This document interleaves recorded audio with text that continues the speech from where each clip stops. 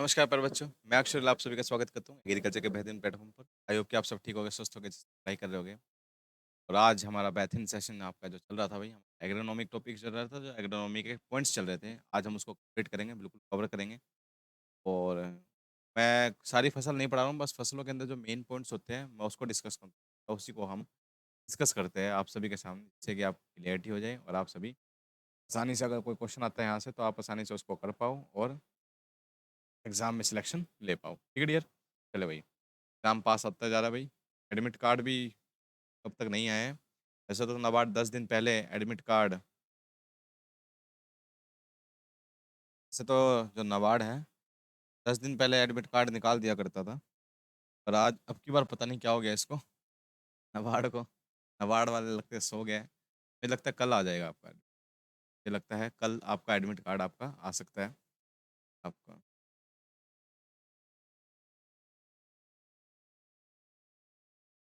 फिर एक ही रह जाएगा ना? नहीं, एक रह जाएगा। तो चल रहे हैं ना अभी, एक तो होएगा दिसंबर तक। चले भाई, बहुत ही अच्छा लगा आप सभी से मुलाकात करके। चले भाई, निकालते हैं आप, स्टार्ट करते हैं भाई अपना आज का सेशन आप सभी के सामने। क्लियर? चले भाई, बहुत अच्छा लग रहा है। नहीं नहीं, ये नहीं है, गलत निकाल फिर तो। एंटोमोलॉजिस्ट क्वेश्चन प्रैक्टिस थी। चले भाई, देखते हैं आप सभी के सामने भाई क्या चल रहा था हमारा। मस्टर्ड हो गया था भाई। मस्टर्ड के बाद क्या भाई अपना? हाँ, ये है अपना। क्लियर? देखिए भाई, क्या अपना अभी है? कॉटन। क्या भाई? कॉटन। आज हम पढ़ेंगे कॉटन से, स्टार्ट करते हैं, मतलब जो एग्रोनॉमिक पॉइंट्स जो रह गए थे हम उसको कंप्लीट करेंगे। ठीक है, उसको हम अच्छे से क्लियर करेंगे। ठीक है, क्या अपना अगला अगली फसल कौन सी, अगली क्रॉप कौन सी है? कॉटन है भाई। कॉटन को क्या बोलते हैं? कपास बोलते हैं और नरमा बोलते हैं। इसको क्या बोलते हैं? कपास और नरमा बोलते हैं। मेनली आपकी जो कॉटन है, इसका नाम क्या है? गोसिपियम स्पीसीज बोलते हैं। क्या बोलते हैं? गोसिपियम। Gossypium species. अगर पूछे सबसे बेस्ट आपकी कौन सी है? गोसिपियम। गोसिपियम बारबाडेंसी। बारबाडेंसी। जो गोसिपियम बारबाडेंसी है डियर, ये ये आपकी कौन सी अमेरिकन कॉटन है? कैसी है भाई? आपकी अमेरिकन कॉटन कहलाती है। कैसी कॉटन है आपकी? American cotton. कॉटन का जो ओरिजिन है, ये इंडियन ओरिजिन है। कॉटन कैसा है भाई? इंडियन ओरिजिन है इसका। इंडिया में सबसे ज़्यादा कौन कर रहा है प्रोडक्शन इसका? गुजरात कर रहा है इसका डियर। सारा प्रोडक्शन कौन कर रहा है? गुजरात कर रहा है इसका प्रोडक्शन। एरिया वाइज बात करें तो महाराष्ट्र आ गया है। एरिया वाइज सबसे ज़्यादा कौन सा आपका? महाराष्ट्र आ गया है। आपसे पूछा जाता है कौन सी सोयल चाहिए इसको? ब्लैक कॉटन सोयल इसको रिक्वायरमेंट होती है, ब्लैक कॉटन सोयल, क्योंकि कॉटन सबसे ज़्यादा महाराष्ट्र में होती है। महाराष्ट्र में कैसी सोयल आपकी? आपकी ब्लैक सोयल। तो ब्लैक कॉटन सोयल ही आपकी क्या है, इसमें सबसे ज़्यादा आपकी इस्तेमाल होती है, यहीं यहाँ पर आपकी लगती है आपकी। ठीक है, इसको व्हाइट गोल्ड बोला जाता है, इसको किंग ऑफ अप्रेजल फाइबर भी बोलते हैं। क्या बोलते हैं इसको? किंग ऑफ अप्रेजल फाइबर बोलते हैं। देखिए, तो कॉटन का जो दाना होता है, यानी जो सीड होता है, सीड का जो आउटर मोस्ट कवरिंग होती है ना, यहाँ से इस तरीके से धागे निकलते हैं। क्या निकलते हैं यहाँ से डियर? क्या निकलते हैं? धागे निकलते हैं। इन्हीं को लिंट बोलते हैं। क्या बोलते हैं इनको डियर? इनको लिंट बोला जाता है। क्या बोला जाता है? लिंट। जब इनको धागों को अलग किया जाता है, नहीं इस इन धागों को अलग करते हैं, तो यानी इन लिंट को रिमूव करने को क्या क्या बोलते हैं? जिनिंग बोलते हैं। क्या बोलते हैं इनको? जिनिंग बोलते हैं। कितने परसेंट होता है? 33% होता है जिनिंग। अब हमने क्या करा? धागों को रिमूव कर दिया, तो हमारे पास ये बीज बच गया। अब बीज में से पूरे धागे रिमूव नहीं होते, छोटे छोटे क्या रह जाते हैं? धागे रह जाते हैं। अब अगर हमें इससे बिजाई करनी हो या इससे सोइंग करनी हो, इसे बिजाई करनी हो या इसे सोइंग करनी हो, तो क्या होता है? और बीज होंगे। तो और बीज क्या होते हैं? ये वो हो जाते हैं, क्या हो जाते हैं आपके? थोड़े से मिक्स हो जाते हैं, और मिक्स होने के बाद एक गट्ठा सा बन जाता है। अब एक अगर हम इसकी सोइंग करेंगे तो एक एक बीज नहीं डलेगा, सारे के सारे इकट्ठा गुच्छा गुच्छा डलता है। तो हम क्या करते हैं, ये जो जो छोटे छोटे धागे तो हैं, इनको बोलते हैं फज, बोलते हैं इनको। क्या बोलते हैं डियर? फज। तो हम इन फज को रिमूव करते हैं, किससे करते हैं? सल्फ्यूरिक एसिड डाल देते हैं इसके अंदर। क्या डालते हैं? सल्फ्यूरिक एसिड से। इसी का बोलते हैं डी लिंटिंग बोलते हैं इसको। क्या बोलते हैं? डी लिंटिंग बोलते हैं इसको डियर। क्या बोलते हैं? डी लिंटिंग इसको बोला जाता है, याद रखना। ठीक है, धागों को रिमूव करने को क्या बोलते हैं? डी लिंटिंग बोलते हैं इसको। क्या बोलते हैं डियर? डी लिंटिंग बोलते हैं। इतनी बात इसके अंदर याद रखना है, तो भाई सब याद रखना है इतनी बात। ठीक है भाई। फर्स्ट जो सबसे पहली कॉटन कौन सी थी? H4। हाइब्रिड 4 नाम कैसे? सबसे पहली हाइब्रिड कॉटन थी 1970 के अंदर बनी थी। और किसने बनाई थी? सीटी पटेल ने बनाई थी। किसने बनाई थी? सीटी पटेल ने बनाई थी सबसे पहले क्या? Hybrid cotton. ठीक है भाई, याद रखना। सेलुलोज फाइबर ही है भाई, क्या आपका सेलुलोज फाइबर ही है आपका, मेनली क्या आपका सेलुलोज फाइबर है आपका। ठीक है, ये बात इसके अंदर याद रखना। अब देखिए, जो इसका जो इसमें बॉल होता है, टिंडा होता है, यानी इसको बोलते हैं स्क्वायर या फिर बॉल बोलते हैं इसको। क्या बोलते हैं डियर? उसको स्क्वायर या फिर बॉल बोला जाता है। जो टिंडा होता है ना, वो टिंडा, उसको स्क्वायर या फिर बॉल बोलते हैं। स्क्वायर या फिर उसको बॉल बोला जाता है उस टिंडे को। ठीक है डियर? स्क्वायर या फिर उसको बॉल बोला जाता है उस टिंडे को, यानी वो जो स्क्वायर होता है। ठीक है, एक बात याद रखना। और इसके अंदर क्या याद रखोगे? ठीक है, ये क्या होता है भाई, जैसे उसके अंदर अपन ने चने के अंदर निपिंग करते थे ना, यानी एपिकल बर्ड को जब रिमूव किया जाता था उसको क्या बोलते थे? निपिंग बोलते थे चने के अंदर। चने के अंदर उसको क्या बोलते थे डियर? निपिंग बोल देते थे। मगर वही बात अगर इसमें करें, यहाँ पर करते हैं, तो यहीं पे उस प्रोसेस को टॉपिंग बोलते हैं। क्या बोलते हैं? टॉपिंग बोलते हैं उसको। क्या बोलते हैं डियर? टॉपिंग बोलते हैं। एक बात और याद रखना, ये एक ऐसी फसल है, ये एक ऐसी फसल है, जैसे एक 2,4-D एक केमिकल है जिसको हर्बिसाइड बोलते हैं। 2,4-D एक केमिकल है जिसको हर्बिसाइड बोलते हैं। ये ब्रॉड लीफ को मारता है, यानी जो चौड़े पत्ते वाले जो खरपतवार होते हैं, जो वीड्स होते हैं, उनको खत्म करता है, उनका नाश करता है ये फसल पर कभी भी, ये आपका है होती तो चौड़े पत्ते वाली फसल है, मगर इस पर कभी भी 2,4-D नहीं डालना चाहिए। कभी भी इस पर 2,4-D यूज नहीं करना चाहिए, इस क्योंकि ये 2,4-D सेंसिटिव क्रॉप है। कैसी क्रॉप है? सेंसिटिव क्रॉप है। अगर आपने इस पर 2,4-D छिड़का या इस पर 2,4-D का छिड़काव किया, तो जो इसकी पत्ती होती है वो घूम जाएगी, फिंगर लाइक प्रोजेक्शन हो जाएगी। कैसे हो जाएगी? फिंगर लाइक प्रोजेक्शन हो जाएगी। ठीक है, तो यानी सेंसिटिव होती है ये क्रॉप, किससे? आपकी उससे। तो इतनी बात याद आएगी। अब देखिए और समझिए। तो आप समझिएगा भाई, उसकी जगह क्या डलता है इसके अंदर? डलता है डाईयूरोन, डलता है इसके अंदर। क्या डलता है? डाईयूरोन डलता है। उसकी जगह क्या डलेगा इसके अंदर? डाईयूरोन डलता है इसके, उसकी जगह क्या डलता है डियर? डाईयूरोन डलता है। ठीक है भाई, और देखिए, जो कॉटन होता है ना, कॉटन, कॉटन ना, ठीक है, जो कॉटन होता है आपको पता है, जिनिंग परसेंटेज मैंने बता दिया। ठीक है, देखिए जो कॉटन होता है, जो धागा होता है, मैंने बताया था इसको आउटर मोस्ट कवरिंग लेयर से निकलता है, तो इसको फ्रूट फाइबर भी बोलते हैं। क्या बोलते हैं इसको? फ्रूट फाइबर बोलते हैं। पूछा जा सकता है भाई कौन सा फाइबर फ्रूट फाइबर है, या फिर इसको सीड फाइबर भी बोलते हैं। क्या बोलते हैं इसको? सीड फाइबर भी इसको बोला जाता है। ठीक है भाई, बायोडिग्रेडेबल है आपका, आसानी से कोई एनवायरनमेंट को हानि नहीं पहुंचाता है, बायोडिग्रेडेबल नेचर होता है इसका। ठीक है भाई, व्हाइट कलर का होता है आपका। ठीक है, याद रखना इतनी बात। नेक्स्ट देखिए, आगे देखिए। ओके, कहता है भाई कॉमन वीडीसाइड कौन सा यूज करते हैं? डायूरोन यूज करते हैं भाई, हाईली सेंसिटिव वाटर से।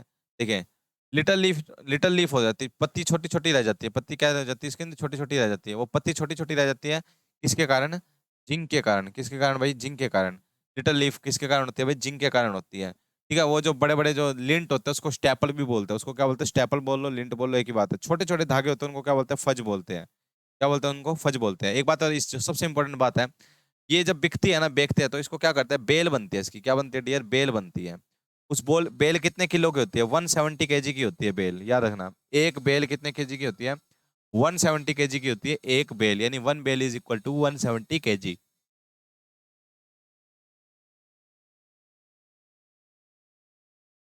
ठीक है भाई, याद रखना इतनी बात। अब एक बात और इसके अंदर याद रखना, इसके अंदर तीन तरीके के, देखिए ये क्या होता है भाई, इसके अंदर हमने क्या बनाई थी? एक बीटी कॉटन बनाई थी। क्या बनाई थी? एक बीटी कॉटन बनाई थी। एक कंपनी है जिसको बोलते हैं माए, ये मायो, मायो कंपनी बोल लो, या मोनसेंटो। मायो और मोनसेंटो नाम की एक कंपनी थी, उसने क्या किया भाई, उसने एक बैक्टीरिया लिया, कौन सा? Bacillus thuringiensis. Bacillus thuringiensis bacteria लिया उसने। इसको क्या बोलते हैं? बीटी बैक्टीरिया बोलते हैं, बीटी बोलते हैं इसको। ठीक है, इसने इसमें से निकाला, इसमें से एक जीन निकाला, जिसका, इस जीन का नाम था क्राइवन AC। ये जीन निकाला और इसने कॉटन के प्लांट के अंदर डाल दिया। कॉटन के प्लांट के अंदर ये डाल दिया जीन। अब कॉटन जब उगेगा तो इस प्लांट के अंदर कौन सा जीन है भाई? क्राइवन AC। जब कभी भी इसका लार्वा, बोलवर्म का, बोलवर्म का लार्वा, लार्वा कभी भी इसके पत्ते खाएगा या कुछ भी खाएगा, तो क्या होता है? पहले तो ये क्या होता है, जीन जो होता है, जो ये आपका जीन होता है, गुणसूत्र होता है, ये जो जीन होता है ये इनएक्टिव फॉर्म में होता है।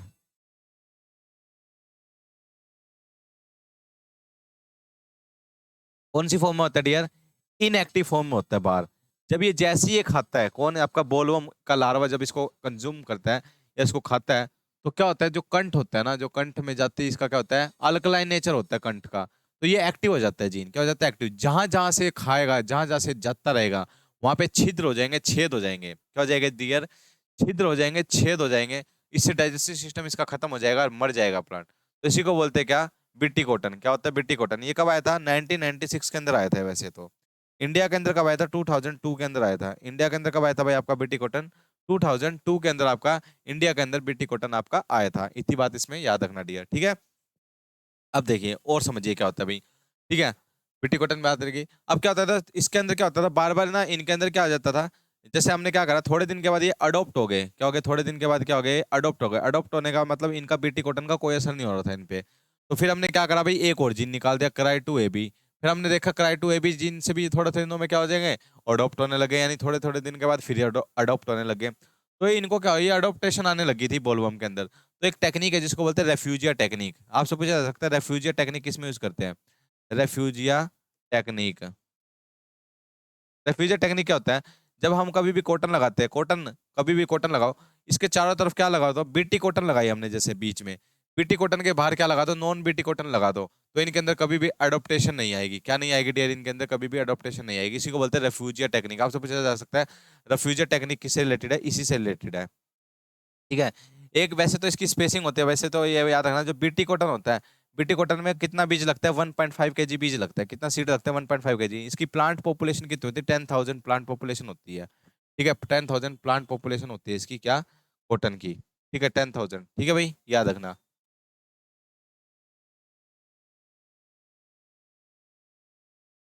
ठीक है भाई। इसके अंदर व्हाइट फ्लाई भी बहुत ज्यादा लगती है, सफेद मक्खी सबसे ज्यादा ये भी लगती है। इंसेक्ट कौन सा लगता है? व्हाइट फ्लाई भी बहुत लगती है इसके अंदर, इसके अंदर कॉटन के अंदर, ठीक है भाई। व्हाइट फ्लाई भी बहुत ज्यादा लगती है इसके अंदर, किसके अंदर? कॉटन के अंदर, ठीक है, याद रखना। क्रिंकल लीफ मैग्नीज की टॉक्सिसिटी के कारण। क्रिंकल लीफ क्या होती है भाई? आपकी बिल्कुल सुखड़ जाएगी पत्तियां, ठीक है। क्रिंकल लीफ किसके कारण? आपकी मैग्नीज की टॉक्सिसिटी के कारण, याद रखना, ठीक है भाई। आगे देखिए, आगे क्या आपका जूट। जूट क्या होता है भाई? जूट आपने देखा होगा भाई, जूट ये स्टेम फाइबर होता है। कैसा होता है? स्टेम फाइबर होता है। जूट का प्लांट होता है भाई आपका इस तरीके से स्टेम। इस स्टेम में से क्या निकाला जाता है? स्टेम होता है, ये जो स्टेम होता है यहाँ से फाइबर निकाला जाता है। इसी को बोलते हैं स्टेम फाइबर बोलते हैं डियर। क्या बोलते हैं इसको? स्टेम फाइबर बोलते हैं, या इसको बास्ट फाइबर भी बोलते हैं। इसको बास्ट फाइबर भी बोला जाता है। क्या बोला जाता है? बास्ट फाइबर भी इसको बोला जाता है, ठीक है, ठीक है। इसका नाम क्या होता है? कोरकोरस ओलियोटोरिस, ठीक है। कोरकोरस ओलियोटोरिस फैमिली देखे, उसकी इसकी फैमिली जरूर याद रखना, मालवेसी है इसकी फैमिली भाई। इसकी फैमिली जरूर याद रखना, क्या है? मालवेसी। और मालवेसी का एक और फैमिली है, क्या थी? कोटा वो भिंडी। तो आप याद रखना ट्रैप क्रॉप इस्तेमाल करते थे नहीं करते थे? Trap crop. ट्रैप क्रॉप क्या यूज करते हैं इसके? भिंडी यूज करते हैं इसके चारों तरफ। इसके चारों तरफ ट्रैप क्रॉप कौन सी यूज करते थे? भिंडी यूज करते थे। ये कैश क्रॉप है आपकी, कैश क्रॉप भी आपकी पता है ना? कैश क्रॉप यानी फार्मर सीधा अर्निंग के लिए इसको उगाता है। कैश क्रॉप है आपका, डीपली रूटेड है, गहराई तक जाती है आपकी, डीपली रूटेड है इसमें, यानी गहराई तक इसकी जाती है। क्या इसकी रूट इसकी गहरी जाती है, गहराई तक जाती है, ठीक है। इतनी बात याद आएगी डियर। चले भाई, बहुत अच्छी बात है। नेक्स्ट देखिए, ये जूट मैं बता रहा था, ठीक है। जूट का फैमिली क्या इसकी? टिलियसी बोल लो, टिलियसी है बोल लो, टिलियसी, या फिर इसकी इसकी भी मालवेसी है, ठीक है, याद रखना। ओरिजिन क्या इसका? इंडिया। सबसे ज्यादा प्रोडक्शन कौन करता है? इंडिया ही करता है इसका प्रोडक्शन। सबसे ज्यादा जूट का प्रोडक्शन कौन करता है भाई? इंडिया ही करता है, ठीक है। इसको बास्ट फाइबर भी बोलते हैं। इंडिया पहले नंबर पे है। इंडिया कौन से नंबर पे है डियर? पहले नंबर पे है। और इंडिया में भी सबसे आगे कौन है भाई? वेस्ट बंगाल सबसे ज्यादा खेती करता है, किसका? जूट की, जूट की, ठीक है। किसकी? जूट की। सबसे पहली फैक्ट्री भी कहाँ लगी थी आपकी? वेस्ट बंगाल में लगी थी, ठीक है। हुगली नदी के पास, हुगली नदी के पास ये लगी थी आपकी, ठीक है भाई, याद रखना। इसके अंदर बस बस एक बात सबसे जरूरी है, इसमें एक बहुत इंपॉर्टेंट पॉइंट, बस एक ही पॉइंट आपसे पूछा जाता है, वो पूछा जाता है रेटिंग, बस। ये वाला प्रोसेस आपसे पूछा जाता है। रेटिंग किस में होता है? रेटिंग एक माइक्रोबियल प्रोसेस है डियर। कैसा? माइक्रोबियल प्रोसेस है एक, रेटिंग माइक्रोबियल प्रोसेस कहलाता है आपका रेटिंग। माइक्रोबियल प्रोसेस क्या होता है डियर? जैसे क्या होता है, हम इसको क्या करते हैं? रेटिंग आपसे पूछेगा किस में होता है, ये आपकी 34 डिग्री सेल्सियस पर होती है। इसमें क्या होता है? रनिंग वाटर के अंदर, रनिंग वाटर के अंदर, रनिंग वाटर के अंदर इस तरीके से हमने क्या लिया? स्टेम ली, बहुत सारी स्टेम को इस तरीके से बांध दिया, काफी सारी स्टेम ली, उसको बांध दिया। और उसको रनिंग वाटर के अंदर इस तरीके से बंधी हुई को ऐसे चलते हुए पानी के अंदर रख दिया। जैसे ही चले गए तो क्या होता है? इसके अंदर माइक्रोब्स होते हैं डियर। इसके अंदर क्या होते हैं? माइक्रोब्स होते हैं। तो माइक्रोब्स क्या करते हैं? ये जो माइक्रोब्स क्या करते हैं डियर, ये है ना जो आपकी माइक्रोब्स क्या करेंगे? माइक्रोब्स क्या करेंगे डियर? ये जो है ना इनके इसके अंदर लिग्निन पाया जाता है। लिग्निन पाया जाता है किसके अंदर? स्टेम के अंदर। तो ये लिग्निन को खाना शुरू कर देंगे। लिग्निन ही क्या होता है? जो स्टेम को जो मजबूती देता है ना, जो स्टेम को मजबूती देता है वो लिग्निन ही देता है डियर। जो स्टेम को मजबूती देता है वो लिग्निन ही देता है। तो क्या कहते हैं, माइक्रोबियल प्रोसेस से क्या कहते हैं, लिग्निन को खा लेता है। तो क्या हो जाएगी? स्टेम सॉफ्ट हो जाएगी। क्या हो जाएगी? सॉफ्ट हो जाएगी। फिर सॉफ्ट होने के बाद इसी को बोलते हैं रेटिंग बोलते हैं। इसी को क्या बोलते हैं? रेटिंग। इसके बाद क्या करेंगे? स्ट्रिपिंग करेंगे। क्या बोल रहे हैं? स्ट्रिपिंग। इस तरीके से धागे निकालेंगे, अलग करेंगे। तो धागे अलग कर दिए, फिर उनकी बेल बनाएंगे। क्या बनाएंगे? बेल। तो आपसे पूछेगा इसकी एक बेल कितने किलो की होती है? इसकी एक बेल होती है 180 केजी की होती है डियर। 180 केजी की होती है इसकी एक बेल। इसकी वन बेल कितने की होती है डियर? 180 केजी की होती है। याद रखोगे ये बात? ठीक है भाई? ठीक है? देखिए, ठीक है, इतनी बात याद रखना। नेक्स्ट देखिए, आगे क्या है? सोरगम। क्या भाई? सोरगम। अगली फसल कौन सी? सोरगम, जिसको ज्वार बोलते हैं। क्या बोलते हैं? ज्वार। ठीक है, ये बहुत अच्छी फसल है। इस अच्छी क्या है ये? क्योंकि आपकी इसके अंदर एक चीज पाई जाती है जिसको बोलते हैं HCN। देखिए क्या होता है, जो सोरगम होते हैं, सोरगम जब उगती है तो ये क्या करती है? बहुत तेजी से उगती है। इतनी तेजी से उगती है कि साइड वाले जो प्लांट है ना, उसको छाया मिल जाती है और वे दबे के दबे रहते हैं। ये अपने आप की ग्रोथ एक्सप्रेस कर लेती है। इसी को बोलते हैं स्मूदर क्रॉप। क्या बोलते हैं डियर? स्मूदर क्रॉप है आपकी। कैसी है भाई? स्मूदर क्रॉप है। एक बात तो ये होगी। दूसरी बात क्या है, इसकी जड़ के अंदर एक सोर्गिलोन केमिकल पाया जाता है, सोर्गिलोन। तो ये भी क्या करता है, ये केमिकल दूसरे साइड वाले प्लांट को उगने से रोकता है। तो इस इफेक्ट को बोलते हैं एलिलोपैथिक इफेक्ट बोलते हैं इसको। क्या बोलते हैं? एलिलोपैथिक इफेक्ट इसको बोला जाता है डियर। जब कभी भी कोई भी प्लांट कभी केमिकल रिलीज करके दूसरे साइड वाले प्लांट को उगने से कभी रोकता है ना, उसी को बोलते हैं डियर, क्या बोलते हैं उसको? एलिलोपैथिक इफेक्ट बोलते हैं डियर। उसको क्या बोलते हैं? एलिलोपैथिक इफेक्ट उसको बोला जाता है। इतनी बात याद होगी। ठीक है, एक और बात याद रखना इसके अंदर। क्या याद रखोगे भाई? ठीक है,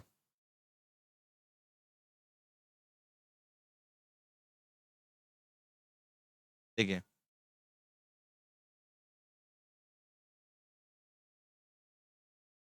अरे क्लियर हो जा। ये हो नहीं रहा इससे, तो इससे करना पड़ेगा। ये बंद तो नहीं होने वाला। अच्छा, ये तो चल ही नहीं रहा। अपन ने तो ये चला ही नहीं रखा।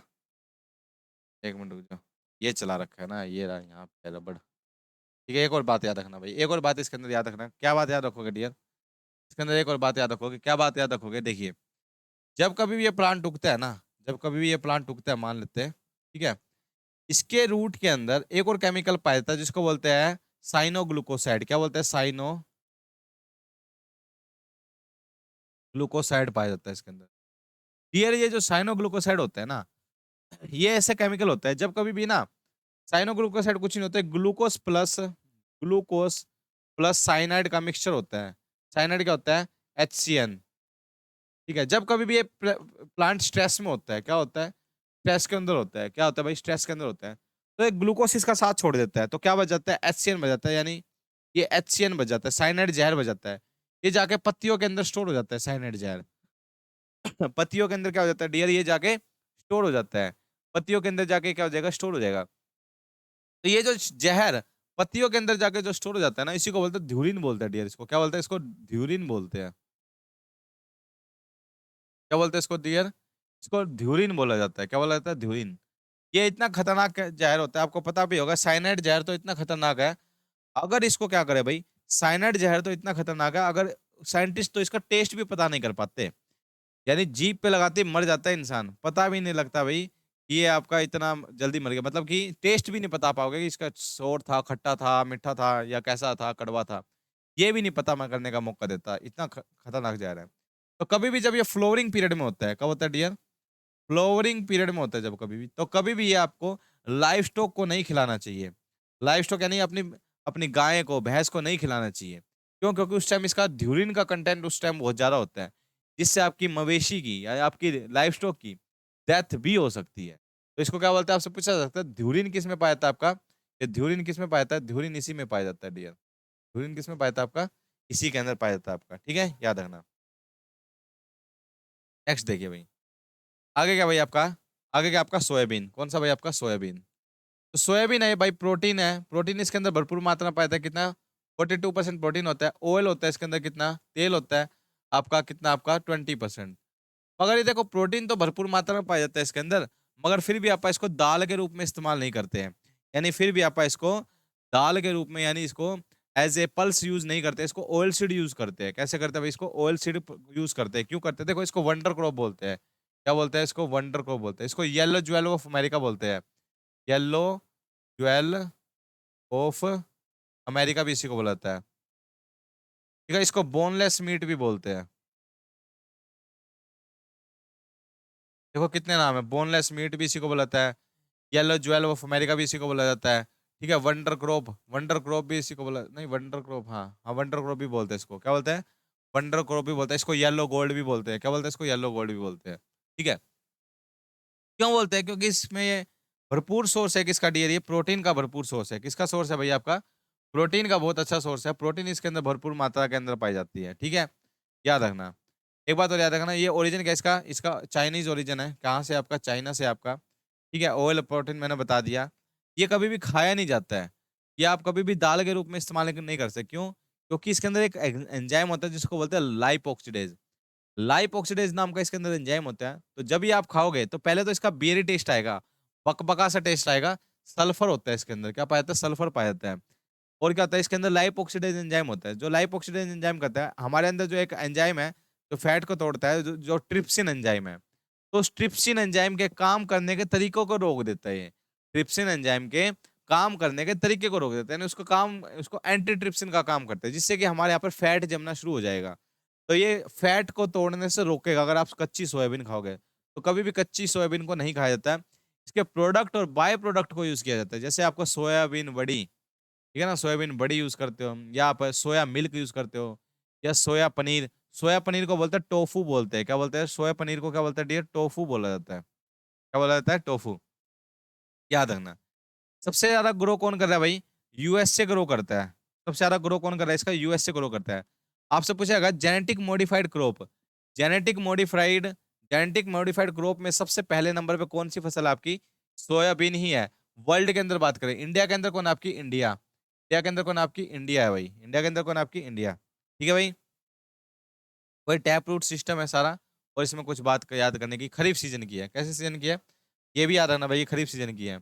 सोरगम भी आपकी खरीफ सीजन की है। कैसे सीजन की है? खरीफ सीजन की। ठीक है? ये कौन सी थी भाई आपकी? ये आपकी stem fibre, jute fibre. Jute की आपकी ये प्री खरीफ है। प्री खरीफ यानी खरीफ से थोड़ा सा जस्ट पहले, जैद जूत में लगाते हैं इसको। ये कॉटन भी आपकी मई में लगाते हैं। कॉटन कब लगते हैं? आपकी मई में लगती है। ठीक है? मस्टर्ड आपकी रबी सीजन की है। मस्टर्ड कौन से सीजन की है? रबी सीजन की है। याद रखना। ठीक है? बता दी मैंने सारी चीज। क्लियर? सोरगम हो गया। ये हो गया आपका सोयाबीन। ठीक है? सोयाबीन प्रोसेसर एसोसिएशन यूनिट कहाँ पर है? ये आपकी कहाँ पर है? एमपी के अंदर है, मध्य प्रदेश में। एमपी के अंदर है। सबसे ज्यादा प्रोडक्शन भी कौन कर रहा है सोयाबीन का? एमपी ही करता है। सबसे ज्यादा प्रोडक्शन भी कौन करता है डियर है? इसका एमपी ही करता है, मध्य प्रदेश ही करता है सबसे ज्यादा इसका प्रोडक्शन। ठीक है? पोर्ट ऑफ सोयाबीन एमपी ही है। ठीक है? यूएसए से वैरायटी आती है ब्रैगली कैंट क्लार्क। कैंट नाम की वैरायटी याद रखना बस इसकी। कैंट किसकी वैरायटी है? इसी की है। ठीक है? एक कैंट कॉफी की भी वैरायटी है, मगर इसकी याद जरूर रखना। ठीक है डियर? देखिए आगे क्या भाई डियर, बहुत ही अच्छी फसल है। क्या है? Sugar cane. क्या भाई डियर? शुगर केन है। ठीक है? शुगर केन, गन्ना, जिसको बोलते हैं कैश क्रॉप बोलते हैं इसको। बहुत तगड़ी कैश क्रॉप है आपकी। ठीक है? जो गन्ना होता है डियर, जो गन्ना होता है आपका, मेनली किस लिए यूज करते हैं भाई? सक्रोस। सक्रोस के लिए, यानी मिठाई चीनी बनाने के लिए इस्तेमाल होता है। मगर जब ये चीनी बनती है ना, इसके साइड बाय साइड चार प्रोडक्ट और निकलते हैं। कौन कौन से आपके चार प्रोडक्ट? एक तो बैगेज। क्या निकलता है? बैगेज निकलता है। ठीक है? एक निकलता है इसके अंदर गैसाहोल। गैसाहोल निकलता है इसके अंदर से। एक निकलता है इसके अंदर प्रेस मड। क्या निकलता है? प्रेस मड निकलता है।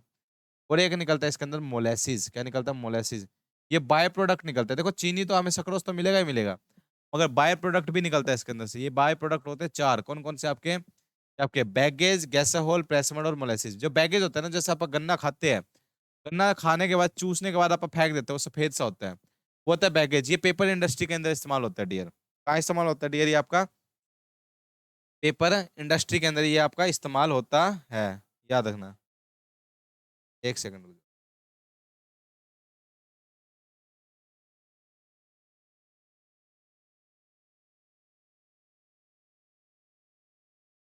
ठीक है? कहाँ पर? पेपर। जो गैसोल होता है ना, ये इथेनॉल बनाने के लिए इस्तेमाल होता है। इथेनॉल क्या होता है आपका, आगे पेट्रोल में मिक्स करने के लिए जो इथेनॉल होता है ना, वो यूज़ करते हैं। पेट्रोल में आप मिक्स नहीं करते, 20:80 का रेशियो में मिक्स करते हैं, वो आपका यूज़ होता है आपका। प्रेस मड आपका एसिडिक सोइल के अंदर इस्तेमाल होता है इसका। होता है एसिडिक सोइल के अंदर इस्तेमाल होता है। मोलेसिस आपका दारू बनाने का, यानी ब्रीवरेज इंडस्ट्री के अंदर इस्तेमाल होता है। ब्रीवरेज यानी दारू बनाने के लिए इसका इस्तेमाल होता है आपका, याद रखना। दारू बनाने के लिए इसका ब्रीवरेज का इस्तेमाल होता है। इतनी बात याद आएगी। देखो एरोइंग क्या होती है? एरोइंग का होता है इसका इन्फ्लोरेसेंस, यानी फूल को बोलते हैं। यानी इसके फ्लावर को क्या बोलते हैं? एरो बोलते हैं। याद रखना, आपने कभी भी इसका फूल नहीं देखा होगा। आप कभी भी गन्ने का फूल नहीं देख सकते। क्यों? क्योंकि जब ये गन्ना पकता है ना, जब ये पक जाता है तो पकने के बाद इसके अंदर पूरा सक्रोज कंटेंट भरा रहता है।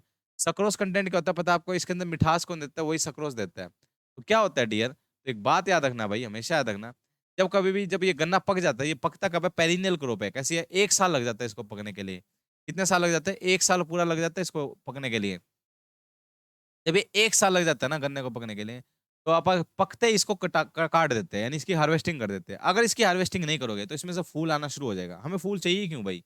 क्योंकि गन्ने से ही गन्ने की बुआई होती है। यानी गन्ना होता है जो, गन्ने से ही गन्ने की बुआई होती है। यानी उसी से उसकी क्या होती है? सोइंग होती है। याद रखना, गन्ने से ही गन्ने की क्या होती है? सोइंग होती है। और कौन-सा हिस्सा लेते हैं अपन? 1/3 ऊपर वाला गन्ना लेते हैं, यानी ऊपर वाला 1/3। एक बात हो याद रखना, जो गन्ना होता है, गन्ने की जो मिठास होती है, नीचे वाला गन्ना होता है ना, उसमें ज़्यादा मिठास होती है, क्योंकि उसमें सक्रोज कंटेंट क्या होता है? ज़्यादा होता है। ठीक है? याद रखना है, इतनी बात। क्रिटिकल स्टेज पानी देने की, इसके अंदर क्रिटिकल स्टेज होती है, एक फॉर्मेटिव स्टेज होती है। ठीक है? वो फॉर्मेटिव स्टेज पर पानी देना चाहिए। एक इसके अंदर काम करता है कि जिसको बोलते हैं ब्लाइंड होइंग। क्या करते हैं? Blind hoeing. ब्लाइंड होइंग क्या होता है? जैसे क्या होता है, आप गन्ने को उगा देते हैं। गन्ने की क्या कर दी आपने? सोइंग कर दी। एक बात याद रखना डियर, जब कभी भी आप गन्ने की सोइंग करते हैं ना, या गन्ने की बुआई करते हैं, तो 60 दिनों तक उसमें से प्लांट बाहर नहीं आता। तो 60 दिनों तक वो नीचे ही रहता है। 60 दिनों के बाद जर्मिनेशन होती है। तब तक ज़मीन क्या हो जाती है? सख्त हो जाती है। क्या हो जाती है? सख्त हो जाती है। तो उसकी सख्तनेस को आपा उसको लूज़ कर देते हो। ऊपर वाली क्या? ऊपर वाली मिट्टी को क्या कर देते हैं? ढीली कर देते हैं। सख्त नहीं, सूख जाती है ना, तो उसको सूखे हुए को क्या करते हैं? उसको ढीली कर देते हैं, ताकि अब उसमें से फुटाव बाहर आएगा ना, तो आसानी से आ जाएगा। उसी को बोलते हैं ब्लाइंड होइंग। क्या बोलते हैं इसके अंदर? Blind hoeing. एक इसके अंदर की जाती है डी ट्रैशिंग। क्या की जाती है डियर इनके अंदर? डी ट्रैशिंग की जाती है। डी ट्रैशिंग का मतलब क्या होता है? देखो गन्ने के अंदर ना बहुत सारी पत्तियाँ, गंध बहुत मचता है। यानी गंध बहुत फैलता है गन्ने के अंदर। तो क्या करते हैं डियर आपा, जब गन्ने के अंदर गंध बहुत फैलेगा, तो आपा क्या करते हैं डियर इसमें? इसमें गंध को, वो जो पत्ती होते हैं ना बहुत सारे, उनको रिमूव करते हैं उस खेत से। उसी को बोलते हैं डी ट्रैशिंग। अगर उस पत्ती को वहीं बिछा दें, ताकि आंधी-तूफान या ताकि वो जो मॉइस्चर है, नमी है, जो पानी का है ज़मीन के अंदर, वो धूप से डायरेक्ट कॉन्टैक्ट होके उड़े ना। तो उसपे वहीं पे बिछा देते हैं उनको, खेत में बिछा, उसी को बोलते हैं मल्चिंग। क्या बोलते हैं डियर उसको? मल्चिंग बोलते हैं उसको। क्या बोलते हैं? मल्चिंग उसको बोला जाता है। ठीक है? मल्च, उसको ट्रैश मल्च बोल देते हैं। क्या बोलते हैं? ट्रैश मल्च बोल देते हैं। ठीक है? याद रखना इतनी बात। बात याद रखना, ठीक है? अभी भी क्या होता है भाई, जब ये पक जाता है गन्ना, तो कैसे पता करते हैं? एक रिफ्रैक्टरोमीटर होता है। रिफ्रैक्टरोमीटर। रिफ्रैक्टरोमीटर होता है, उसमें आप रीडिंग ले लेते हैं। गन्ने का रस लिया, उस पे रखा, उसकी अगर रीडिंग आ जाए कितनी? 16 टू 16 टू 18% अगर रीडिंग आ जाए, इसको बोलते हैं क्या? Brix value. क्या बोलते हैं इसको? ब्रिक्स वैल्यू बोलते हैं। अगर इतनी रीडिंग आ जाए, 16 टू 18% अगर रीडिंग आ जाए, तो समझ जाना क्या करो, गन्ना पक चुका है। उसको उसको क्या करो? निकाल लो, या गन्ने को बजा के चेक कर लो। अगर वो अगर वो गन्ना, अगर अगर उसमें से मेटेलिक साउंड आ रही है, यानी मेटल जैसी साउंड आ रही है, तो गन्ना पका नहीं है अभी। अगर कैसी आवाज़ आ रही है? मेटेलिक साउंड, यानी खट-खट की आवाज़ आ रही है, तो गन्ना अभी पका नहीं है। अगर बिल्कुल डल आवाज़ आ रही है, यानी सक्रोज भरा हुआ है इसके अंदर, यानी गन्ना पक चुका है। ऐसे पता कर सकते हैं, ठीक है? ऐसे पता कर सकते हैं, ठीक है जी? कभी भी गन्ने के अंदर क्या नहीं डालना चाहिए? पोटेशियम क्लोराइड नहीं डालना चाहिए, क्लोरीन वाला कंटेंट नहीं डालना चाहिए। आपसे बात कर सकते हैं, कौन सा एलिमेंट है जो इसके अंदर शुगर बनाता है? शुगर बनाने के लिए पोटेशियम चाहिए होता है। और कभी भी केसीएल नहीं डालना, एमओपी मत डालो। क्योंकि गन्ने की क्वालिटी, यानी इसकी सक्रोज की कंटेंट की क्वालिटी क्या कर देता है? डिक्रीज़ कर देता है। यानी सक्रोज घटा देता है। सक्रोज की वैल्यू क्या कर देगा? घटा देगा। तो इसी वजह से कभी भी केसीएल इसके अंदर नहीं डालना चाहिए, यानी एमओपी इसके अंदर यूज़ नहीं करना चाहिए। 2 तरीके के गन्ने होते हैं, एक होता है एक सेलर गन्ना, एक होता है अर्धसाली गन्ना।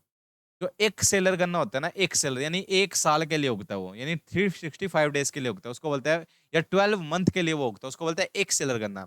अपने नॉर्थ साइड में वही उगाए जाते हैं, ठीक है? अब एक अगर क्या करते हैं, आपका गन्ना होता है ना, गन्ने को काट देते हैं, एक बार कटाई कर दी, उसमें से दोबारा बाहर आता है गन्ना एक बार फिर। अगर उसकी नीचे से कटाई कर दोगे, तो एक बार फिर गन्ना बाहर आएगा, उसी को बोलते हैं रटूनिंग। क्या बोलते हैं डियर? उसको रटूनिंग बोलते हैं। क्या बोलते हैं? रटूनिंग। आपसे पूछा जा सकता है रटून क्रॉप कौन सी है? यही है आपकी रटून क्रॉप। रटूनिंग का मतलब क्या होता है? जब कभी भी गन्ने को काटते हैं, काटने के बाद एक बार फिर से वो बाहर आता है, एक बार फिर से वो जब वो बाहर आता है, उसी को बोलते हैं, क्या बोलते हैं उसको डियर? उसी को रटूनिंग बोलते हैं इसको। क्या बोलते हैं डियर? उसी को क्या बोलते हैं? रटूनिंग उसको बोला जाता है, याद रखना, ठीक है? हाँ, और कभी भी रटूनिंग करते हैं तो 20% नाइट्रोजन एक्स्ट्रा लगती है। क्या लगती है? 20% नाइट्रोजन एक्स्ट्रा लगती है, याद रखना भाई। ठीक है? इसमें बात याद रखना। ठीक है? गन्ने अलग-अलग, इसका सैकरम ऑफिसिनेरम नाम ही क्या है इसका? Saccharum, saccharum officinarum. सबसे ज्यादा प्रोडक्शन कौन कर रहा है? यूपी कर रहा है सबसे ज्यादा प्रोडक्शन। गन्ने का सबसे ज्यादा प्रोडक्शन कौन कर रहा है डियर?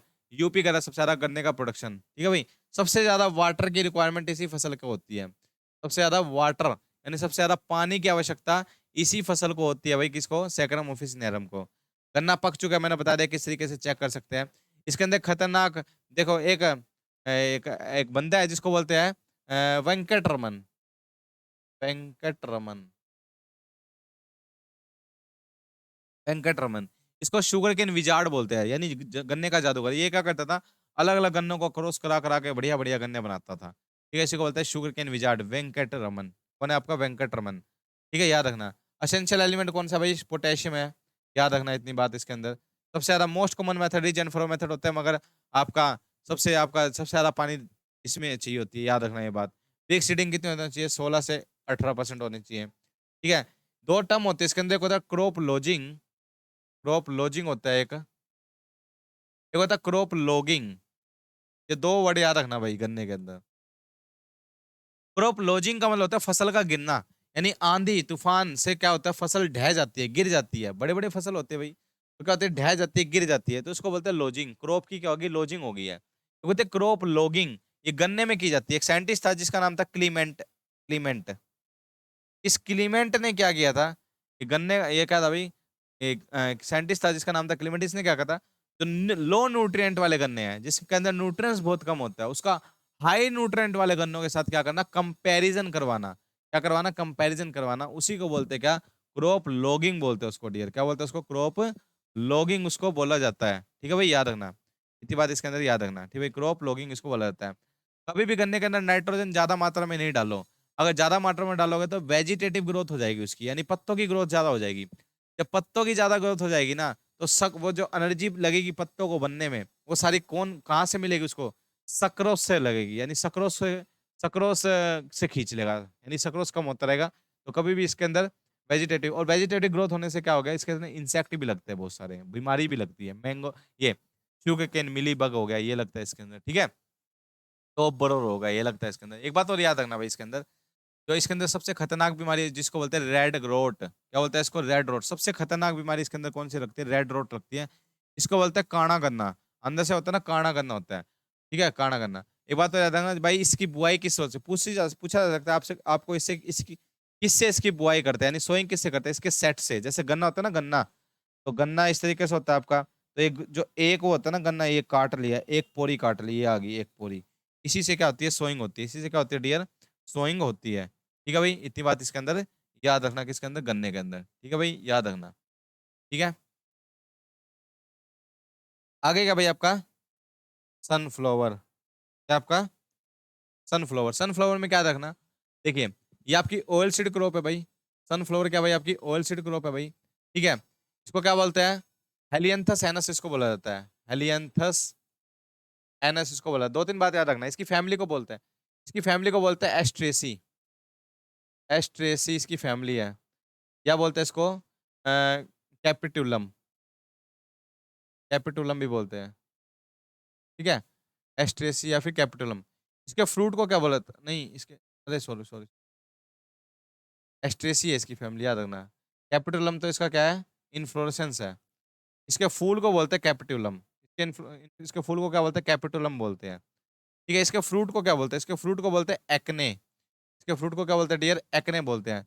मैक्सिको से आया है। कहाँ से आया है? मैक्सिको। सबसे ज्यादा प्रोडक्शन इंडिया में कहाँ हो रहा है? कर्नाटका करता है सबसे ज्यादा प्रोडक्शन इसका। कौन करता है? कर्नाटका। हेलियंथस एनस इसका नाम है।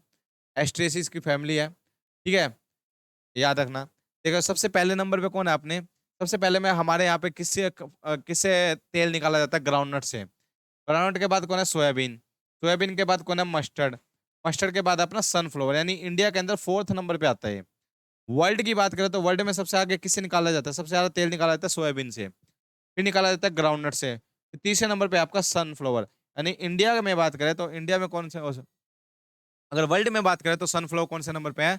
4th नंबर पे है। इसके अंदर एक प्यूफा पाया जाता है, इसको बोलते हैं पॉली अनसैचुरेटेड फैटी एसिड। क्या बोलते हैं? पॉली अनसैचुरेटेड फैटी एसिड बोला जाता है। इसके अंदर लिनोलिक एसिड होता है डियर। क्या होता है? लिनोलिक एसिड होता है इसके अंदर। जो लिनोलिक एसिड होता है ना, ये 68% होता है। कितना होता है? 68% होता है इसके अंदर। क्या होता है? लिनोलिक एसिड कितना होता है? 68% होता है डियर इसके अंदर। तो एक बात हमेशा याद करना, ये जिसमें ज्यादा प्यूफा होगा वो बढ़िया होता है किसके लिए? तेल, हार्ट के लिए। यानी हार्ट के लिए बेस्ट माना जाता है जिसमें प्यूफा ज्यादा होता है, लिनोलिक एसिड। इससे भी बढ़िया बढ़िया होता है आपका सैफलोवर का। कुसुम का जो कुसुम का होता है ना, कुसुम का जो फल होता है और कुसुम का जो तेल होता है, वो सबसे बेस्ट माना जाता है किसके लिए? आपका सबसे ज्यादा बेस्ट माना जाता है हार्ट पेशेंट के लिए। उसके अंदर प्यूफा कंटेंट कितना होता है? 78%। उसमें लिनोलिक एसिड कितना होता है? 78। इसके अंदर कितना? 68। तो बेस्ट कौन सा होगा? वही होगा। ऑयल कितना पाया जाता है इसके अंदर? 48 to 53%। 48 to 53% क्या पाया जाता है इसके अंदर? ऑयल पाया जाता है। ठीक है भाई, याद रखना इतनी बात। ये थी भाई आपका हमारी क्या? सनफ्लावर की बात। क्या थी भाई आपकी? सनफ्लावर का क्या हो भाई? ये आपका क्रॉस पोलिनेशन होता है। किसके द्वारा होता है? हनी बी के द्वारा। हनी बी के द्वारा। ये क्या होता है डियर? जो सनफ्लावर का फूल होता है ना, जो सनफ्लावर का फूल के अंदर ऊपर क्या होता है? ऑक्सीजन हार्मोन होता है। क्या होता है? Oxygen hormone. तो जैसे जैसे जैसे जैसे ये जो ऑक्सीजन हार्मोन होता है ना, वो फोटो इनसेंसिटिव होता है डियर। कैसे होता है? Photo insensitive. फोटो इनसेंसिटिव का मतलब क्या होता है? फोटो इंसेंसिटिव का मतलब होता है जब कभी भी क्या होता है, ये आपका ये फोटो लविंग होता है, यानी कि लाइट लविंग। जब भी धूप निकलती है तो उसी के साइड मुंह करेगा। तो इसी तरीके से इसको बोलते हैं सनफ्लावर, यानी सूरजमुखी इसको बोला जाता है। क्या बोलता है? तभी इसको बोला जाता है क्या? सूरजमुखी इसको बोला जाता है, तभी बोला जाता है। ठीक है, याद रखना। कभी भी आप जब ये रबी सीजन, क्योंकि ये डे न्यूट्रल क्रॉप है। कैसे है डियर? Day neutral. इसको खरीफ में लगाओ, रबी में लगाओ, जैद में लगाओ, कभी भी लगाओ। कैसी क्रॉप है आपकी? डे न्यूट्रल फसल है भाई आपकी। कैसी है? Day neutral. याद रखना कैसी है? डे न्यूट्रल आपकी फसल है आपकी। ठीक है, इतनी बात आप याद रखना। कौन सा? आपका सनफ्लावर। ठीक है, आगे देखिए, आगे क्या भाई आपका? आगे क्या भाई आपका? ठीक है, बोटेनिकल नेम कौन सा? नहीं, कौन सा आगे है? क्या? हाँ, आगे क्या आपका? सैफफ्लावर। क्या आगे आपका? सैफफ्लावर। सैफफ्लावर क्या भाई आपका? सैफफ्लावर है कुसुम का पेड़। इस पे लाख कल्चर भी होता है। क्या होता है? लैक कल्चर बताया था ना आपको। तो लाख की खेती होती है, लाख की खेती इसी पे होती है। लेसिफर लाख का नाम का एक इंसेक्ट होता है। लेसिफर लाख का नाम का एक इंसेक्ट होता है। वो इस पे क्या करता है? इस पे डंक मारता है और उसकी डंक वहीं रह जाती है। तो उसी पे लिपट जाता है वो। उसको बोलते हैं क्या? सेल बोलते हैं एक को। तो लैक लैक की खेती किस पे होती है? कुसुम के फल पे। इसका नाम क्या है? इसका बोटेनिकल नेम है कार्थमन, कार्थमिन टिंक्टोरिस। कार्थमस टिंक्टोरिस को बोला जाता है। ठीक है, बेस्ट माना जाता है किसके लिए? आपका हार्ट पेशेंट के लिए सबसे बढ़िया माना जाता है। इसको बास्टर्ड सैफरॉन बोलते हैं डियर। क्या बोलते हैं? Bastard saffron. क्योंकि इसकी जो पंखुड़ियां होती है ना, क्या होती है डियर? इसकी इसकी जो पंखुड़ियां होती है, जो इसकी पंखुड़ी होती है, जब ये सूख जाती है, ये बिल्कुल केसर की तरह दिखाई देती है। तो केसर में मिक्स करने के लिए, केसर में मिक्स करने के लिए इसको इस्तेमाल किया जाता है। इसी तभी इसको बोलते हैं बास्टर्ड सैफरॉन, इसको बोला जाता है। क्या बोला जाता है? बास्टर्ड सैफरॉन इसको बोला जाता है। ठीक है, याद रखना। सैफफ्लावर केक के अंदर भरपूर मात्रा में क्या पाया जाता है? आपका प्रोटीन पाया जाता है आपका। तो एक किसमें? आपका मवेशियों को, यानी लाइव स्टॉक को खिलाने के। ऑयल केक्स क्या होते हैं डियर? ऑयल केक्स क्या होता है पता है आपको? और जैसे आप किसी भी तिलहन फसलों में से, यानी तेल वाली फसलों में से कभी भी आप तेल निकाल लेते हैं, तो तेल निकालने के बाद जो बच जाता है ना, जो बचा कुचा बच जाता है, यानी वो जो बिनोले जिसको खड़ बोलते हैं, ठीक है ना, उसी को ऑयल केक्स बोलते हैं डियर। वो प्रोटीन का भरपूर सोर्स होता है, और वो प्रोटीन का भरपूर सोर्स होता है, और प्रोटीन अच्छा मिलता है किसको? आपके लाइव स्टॉक को प्रोटीन अच्छा मिलता है उससे। ठीक है, याद रखना। ऑरेंज कलर होता है, ऑरेंज कलर की डाई बनाई जाती है इससे। क्या नाम है? कार्थेमिडीन। क्या है? कार्थेमिडीन के कारण, कार्थेमिडीन के कारण इसमें ऑरेंज कलर की डाई भी बनाई जाती है। इससे क्या बनाई जाती है? ऑरेंज पेंट वगैरह में इसका इस्तेमाल होता है। ये बॉर्डर क्रॉप के रूप में भी इस्तेमाल होती है। मैंने बताया था आपको बॉर्डर क्रॉप क्या डियर? बॉर्डर क्रॉप जैसे इसकी जो तना होता है ना, तना बहुत मजबूत होता है। तो चिकपी, यानी जो वो होता है ना आपका, ये जो चना होता है, चने के चारों तरफ लगा दो। तो चनों के जब चारों तरफ आप लगा दोगे तो चिकपी हो जाएगा। तो चिप तो यानी आंधी तूफान और आपके लाइफ स्टॉक वालों से, लाइफ स्टॉक से बचाता है आपका। कौन आपका, ये आपका बॉर्डर क्रॉप है आपका, कौन सा, सैफलोवर, जिसको क्या बोलते हैं डियर, क्या बोलते हैं इसको, कुसुम का पेड़ बोलते हैं इसको, हिंदी में क्या बोलते हैं, कुसुम बोलते हैं, क्या बोलते हैं, कुसुम का फूल बोलते हैं। और क्या मिलता है इससे, ऑयल। हार्डी क्रॉप है, यानी एक्सट्रीम ऑयल सीड क्रॉप के अंदर, फसलों के अंदर सबसे ज्यादा सूखा सह सकती है, यानी ड्रोट सह सकती है। सभी फसलों के अंदर अगर बात करें तो सबसे ज्यादा ऑयल सीड, यानी जो तेल वाली फसलों में सबसे ज्यादा सूखा सह सकती है कौन, आपकी, यही है आपकी फसल, याद रखना। ठीक है भाई, ये कुछ रेवोल्यूशन है भाई आपके। ठीक है, रेवोल्यूशन याद रखना, जैसे ग्रे रेवोल्यूशन ये लेदर वगैरह से है, ब्राउन रेवोल्यूशन लेदर से है, ग्रे रेवोल्यूशन आपका फर्टिलाइजर से है, सिल्वर रेवोल्यूशन एग से रिलेटेड है, ब्लैक रेवोल्यूशन पेट्रोल से, रेड रेवोल्यूशन मीट से और टोमेटो से है भाई, राउंड रेवोल्यूशन पोटैटो से आपका। ठीक है, याद रखना इतनी बात। रेनबो रेवोल्यूशन आपका, ठीक है, ये रेवोल्यूशन मैंने आपको बताए थे, ठीक है भाई, याद रखना इतनी बात। नेक्स्ट देखिए भाई, नेक्स्ट क्रॉप क्या है भाई आपकी, लास्ट क्रॉप है भाई आपकी तंबाकू। क्या भाई आपकी, तंबाकू, तंबाकू। ठीक है, तंबाकू याद रखना भाई, तंबाकू जो होता है इसके अंदर क्या पाता है, निकोटिन पाता है डियर, क्या पाता है इसके अंदर, निकोटिन पाता है। ये निकोटिन बनता कहाँ है, रूट के अंदर बनता है, बनता कहाँ है, रूट के अंदर, और जाके स्टोर कहाँ होता है, ये आपका स्टोर होता है डियर, ये आपका लीफ के अंदर। तो लीफ ही आपा इसको खाते हैं, लीफ को ही आपा इसको कंज्यूम करते हैं आपा। ठीक है, इसमें भी है वही आपका वही पोर्शन है भाई, जब आपा इसके अंदर भी टोपिंग करते हैं। टोपिंग क्या होता है, एपिकल बड को रिमूव करते हैं, टोपिंग करते हैं, फिर इसके अंदर शक्कर मिल जाते हैं, सकर्स होते हैं इनके अंदर, फिर उन शक्कर को रिमूव करना पड़ता है, उनको बोलते हैं डीसकरिंग। फिर क्या होता है भाई, इनकी पत्तियों को तोड़ा जाता है, एक एक पत्तियों को, उनकी पत्तियों को तोड़ने को बोलते हैं प्राइमिंग, याद रखना भाई, प्रीमिंग बोलते हैं। लीव्स को तोड़ने को क्या बोलते हैं, प्रीमिंग बोलते हैं डियर, क्या बोलते हैं, प्रीमिंग। इसके अंदर कभी भी केसीएल नहीं डालना चाहिए, बताया था ना केसीएल, उसमें भी नहीं डालना चाहिए, शुगर केन में भी नहीं डालना चाहिए, पोटैटो में भी नहीं डालना चाहिए, इसमें भी नहीं डालना चाहिए केसीएल। ये जो क्लोरीन कंटेंट होता है इसका, जो इसके अंदर क्लोरीन होता है डियर, ये क्लोरीन क्या करता है, ये क्लोरीन कंटेंट क्या करता है, जो क्लोरीन कंटेंट होता है इसकी ना बर्निंग क्वालिटी को डिक्रीज कर देता है। जो जलने वाली, जो जलना जलता है ना ये आपका, जो जलता है, जलने की क्वालिटी को क्या कर देता है, डिक्रीज कर देता है। तो कभी भी इसमें केसीएल इसका नहीं यूज करना चाहिए। ठीक है भाई, सबसे बढ़िया क्वालिटी का माना जाता है वर्जीनिया टाइप, वर्जीनिया टाइप सबसे बढ़िया सिगरेट वगैरह के अंदर डलता है आपका। ठीक है, ये याद रखना भाई, टी सिगरेट। ठीक है, और जब क्या कहते हैं, जब पत्ते को तोड़ देते हैं, पत्तों को सुखाते हैं डियर, जब पत्तों को तोड़ देते हैं तो उन पत्तों को क्या करते हैं, सुखा देते हैं, उनको सुखाने को बोलते हैं क्यूरिंग बोलते हैं डियर, उसको क्या बोलते हैं, क्यूरिंग, यानी पत्तों को सुखाने को क्या बोलते हैं, क्यूरिंग बोलते हैं। कभी भी क्या होता है, जब खड़ा पानी होता है ना इसके अंदर, खड़े पानी में भी फसल सूख जाती है, तो इसको बोलते हैं फ्लूपिंग, क्या बोलते हैं, फ्लूपिंग बोलते हैं। कई बार खड़े पानी में भी फसल सूख जाती है, पानी खड़ा है फिर भी फसल सूख जाती है, उसको बोलते हैं फ्लूपिंग। एक इसके अंदर प्रोसेस होता है जिसको बोलते हैं रैबिंग।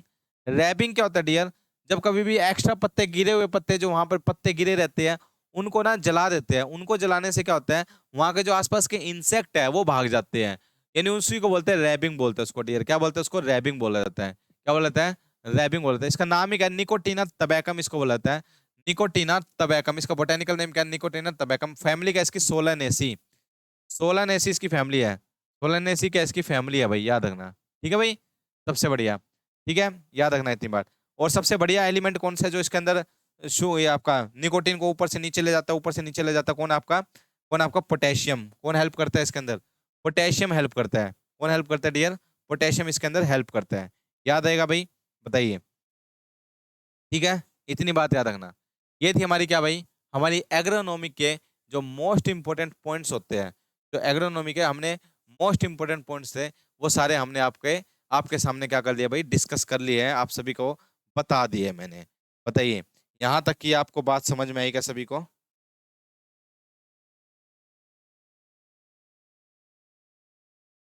ठीक है ना डियर,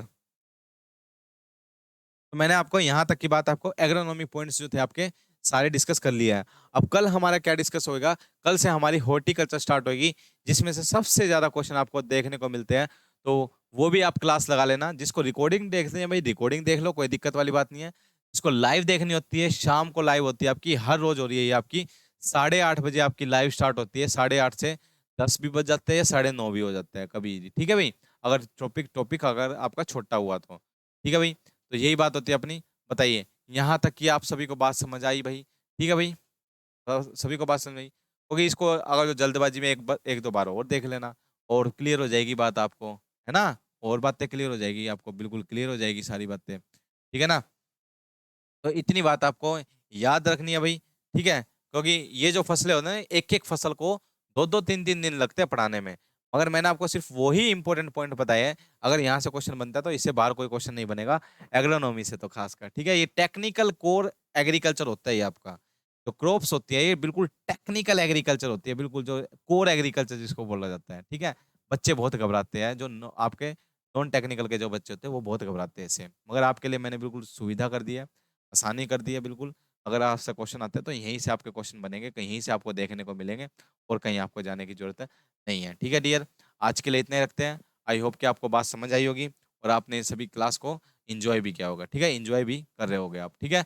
चले भाई, इसी तरीके से आप पढ़ते रहिए, हंसते रहिए, खेलते रहिए, मुस्कुराते रहिए, और इसी तरीके से बढ़ते रहिए। आज के लिए इतने रखते हैं। Okay, ta-ta bye bye, see you, और क्या साइयो नारा। Okay dear.